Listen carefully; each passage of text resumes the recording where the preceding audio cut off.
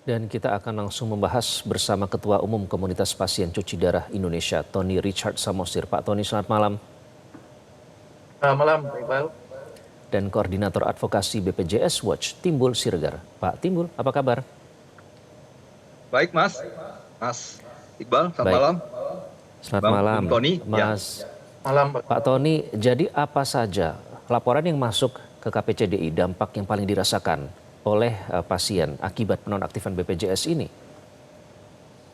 Iya, jadi pasien cuci darah ini kan tindakan yang memang life saving ya, life sustaining. Artinya terus-menerus berkelanjutan, tidak bisa disembuhkan. Itu pasien penyakit ginjal. Jadi mereka terapi itu 2 hingga 3 kali seminggu. Tiap sesi itu membutuhkan waktu 4 sampai 5 jam begitu ya. Ketika itu diberhentikan, pertanyaannya apa dampak klinisnya begitu. Dampak klinisnya mereka mual, muntah begitu, lalu ada juga yang sesak napas begitu karena kelebihan overload cairan, uremia, bisa terjadi gagal jantung hingga kematian. Itu resikonya. Paling seminggu sampai 4 minggu kemudian itu akan terjadi kondisi yang sangat parah hingga kematian. Itu yang terjadi pada saat penonaktifan. Jadi kalau dibilang jangan panik itu untuk penyakit batuk pilek begitu. Tapi kalau yang sifatnya life saving, saya jamin Ada semua orang berapa akan jumlah panik. laporan yang masuk, Pak Tony?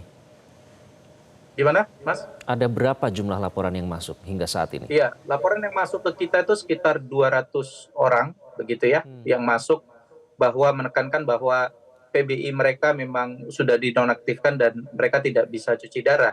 Jadi otomatis pasien-pasien ini harus mengambil cara bagaimana caranya agar bisa untuk melanjutkan terapi mereka dengan pindah ke mandiri, begitu ya sebagian besar. Nah, sebagian kecil bagi anggota kami yang tidak bisa, mereka yang tidak mampu, KPCDI membayarkan dulu untuk sebulan ini, begitu sementara, sambil mereka mengurus ke dinas sosial untuk melakukan verifikasi dan mendata ulang. Demikian. Oke, sampai harus ada inisiatif dulu ya dari teman-teman KPCDI untuk menalangi terlebih dahulu pembayaran bagi para pasien cuci darah. Iya, Pak Timbul, karena kalau dia juga pasien gitu, jadi paham betul.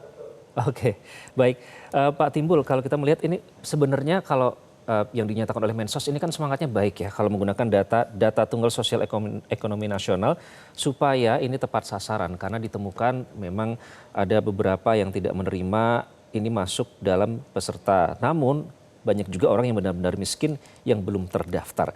Kalau melihat semangatnya bagus seperti ini, kemudian pemutakhiran data itu juga diperlukan. Celahnya di mana Pak Timbul? Kenapa bisa terjadi seperti ini? Ya, jadi memang kan secara yuridis itu diatur di PP 101 2012, Junto PP 76 2015 tentang PBIJKN ada perubahan data yang menjadi kewenangan dari Kemensos. Dan bukan hanya sekarang ya, sekarang 11 juta. Tahun lalu Juli 7,3 juta. Jadi ada peralihan dari DTKS ke DTSN itu ada 7,3 yang dicoret. Nah, pertanyaannya apa betul 7,3 itu ya menjadi mampu? Kedua, 11 juta hari ini jadi mampu dengan kondisi ekonomi saat ini, PHK semakin banyak, pengangguran juga meningkat. Menurut saya pendataannya belum objektif dan tidak ada komunikasi sehingga dinonaktifkan saja. Nah, saya sebenarnya begini ya, mau katakan pertemuan sekarang oke, maju memberikan kepastian untuk yang penyakit katastrofik tadi ya.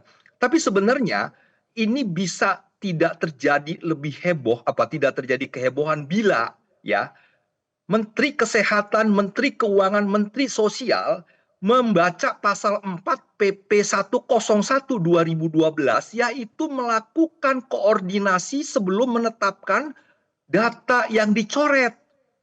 Coba baca deh 101 PP-nya tahun 2012 diamanatkan.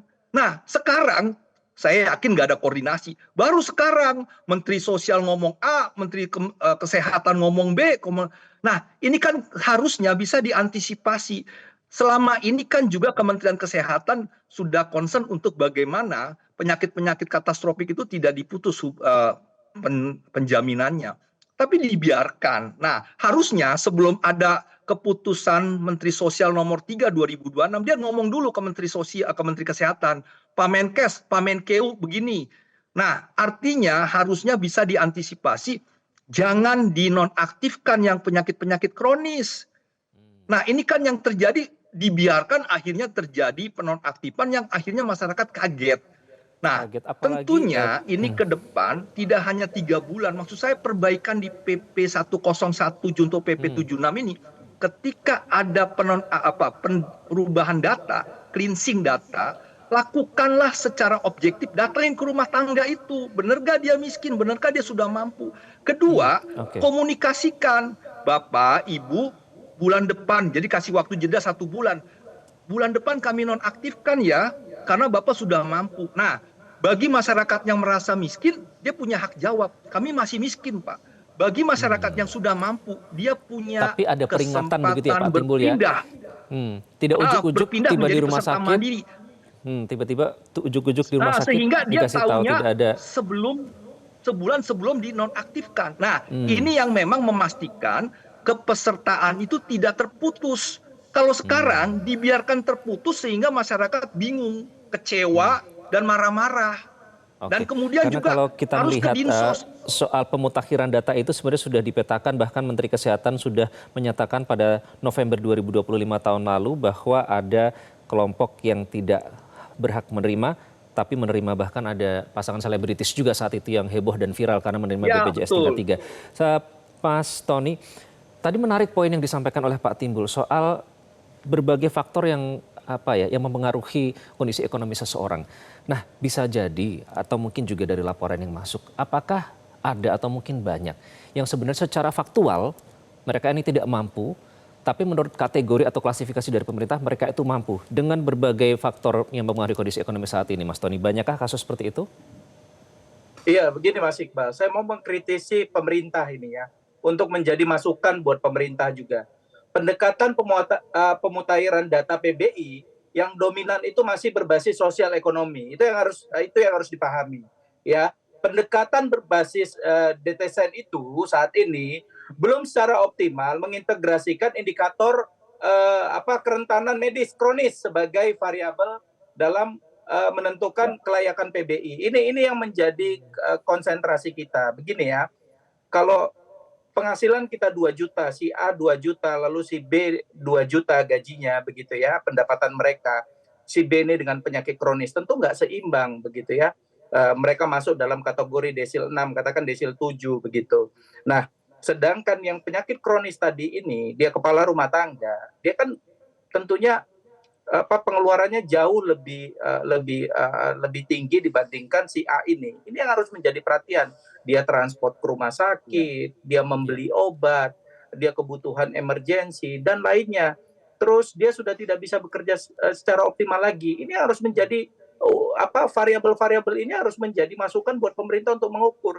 Jangan sampai ya kan si A dengan gaji 2 juta, si B dengan gaji 2 juta, desilnya sama, desil 7. Ingat ya, kalau udah pasien gagal ginjal, memangnya bisa kaya? Saya mau sebut, mereka tuh rentan miskin, malah nggak ada duitnya gitu. Jangan pemerintah memaksakan kehendak hanya karena dia punya sepeda motor 1. Bisa jadi itu harta warisan itu, atau sisa-sisa pekerjaan dulu, begitu ya. Jadi harus ada harus ada indikator kerentanan medis kronis, begitu, untuk mengukur sebagai indikator variabel menentukan dia layak untuk dapat prima PBI nggak. Makanya saya usulkan, sudahlah penyakit kronis gagal ginjal itu masukkan saja ke PBI. Ada juga kok yang nggak mau ke PBI juga, begitu loh. Apa sih susahnya negara? Cuman berapa orang sih penyakit ginjal itu, ya Bang Timbul? Cuman 150.000 orang. Udah nggak mampu negara ini. Apalagi Pak Menteri Keuangan bilang dananya ada gitu dan mencukupi gitu ya. Ada, betul. Ada, tapi kita terlalu pelit di sama masyarakat gitu. Jangan pelit-pelit. Pakai variabelnya. Kalau mereka memang pasien cuci darah, udah nggak bisa kaya lagi tuh. Iya, sudah tidak bisa membayangkan ya pada saat harus treatment, tiba-tiba dikabarin kalau ternyata BPJS-nya nonaktif, sementara itu harus terus berjalan. Pak Timbul, ini ada jaminan ya, jadi selama validasi data-data itu nanti semua biaya ditanggung oleh negara. Tapi pada kenyataannya Pak Timbul di lapangan, mungkin rumah sakit pada saat menerima pasien juga entah mereka butuh jaminan atau apapun lah itu syaratnya. Anda melihat akan seperti apa ini selama masa validasi ini? Apakah pernyataan dari Menteri Sosial sudah cukup untuk menjamin mereka yang menderita penyakit kronis tetap bisa dirawat? Yang menjamin itu kepesertaannya menjadi aktif. 1000 kali Menteri Sosial mengatakan jangan tolak rumah sakit reaktivasi. Kalau nggak aktif-aktif juga, rumah sakit tidak akan menerima. Karena apa? Yang menjamin siapa? Kalau nanti BPJS juga belum kartu JKN-nya tidak aktif, ya artinya dia harus menjadi peserta mandiri, peserta baik umum yang bayar sendiri. Nah, artinya nanti akan terjadi persoalan antara rumah sakit dengan pasien. Siapa yang bayar nih? Kan gitu. Jadi menurut saya langsung saja aktifkan semua tadi ya yang punya penyakit kronis ya. Nggak usah lagi diserukan dengan rumah sakit tidak boleh menerima, tolong reaktivasi. Nggak usah juga pasien disuruh mereaktivasi ke Dinsos lah, ke kelurahan dan sebagainya. Aktifkan saja dan pastikan dengan aktif itu maka otomatis dia dilayani. Karena dia masuk ke master file-nya BPJS Kesehatan yang sudah terhubung dengan seluruh rumah sakit. Dan ketika diklik NIK-nya aktif, dilayani. Nah jadi kuncinya itu aktif.